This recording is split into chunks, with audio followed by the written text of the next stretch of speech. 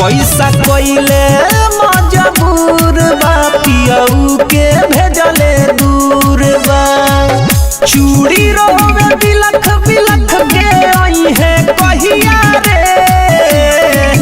चूड़ी रोवे बिलख बिलख के आई है कहिया रे। बहे जब जब पुरवैया रे याद आवेले सैया रे।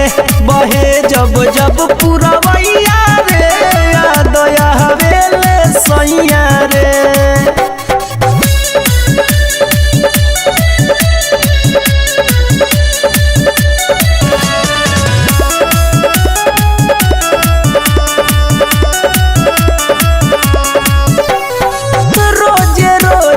हर पल हमके याद आवता बलम के।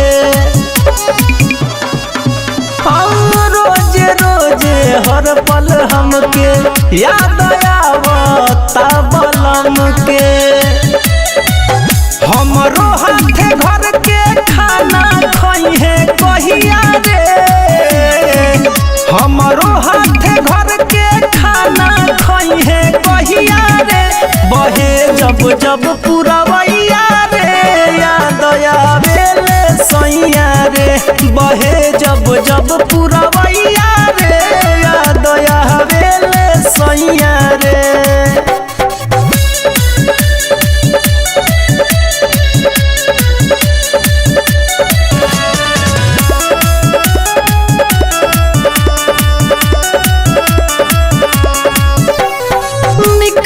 खाना पानी लागे बोझ भइल जवानी लागे।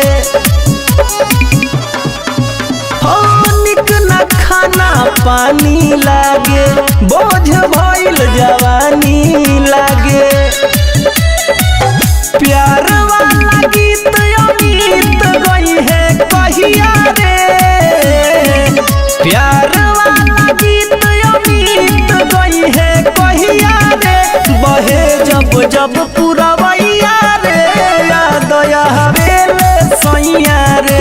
बहे जब जब पुरवैया रे याद आवेले सैया रे। नमस्कार, प्रणाम। आप सब देख सकते हैं मेरा नाम पड़ेगा चांदनी उर्फ चांदनी रानी और मेरा गाना शूटिंग किया है अजय भैया। विशाल म्यूजिक चैनल पर हमारा गाना आवे वाला बा और आई बहुत आई हमारा गाना देख के बता हम लोग कैसन बा कैसन ना। और अच्छा आई तो लाइक और सब्सक्राइब करना मत भूले लगन। जय हिंद, जय भारत।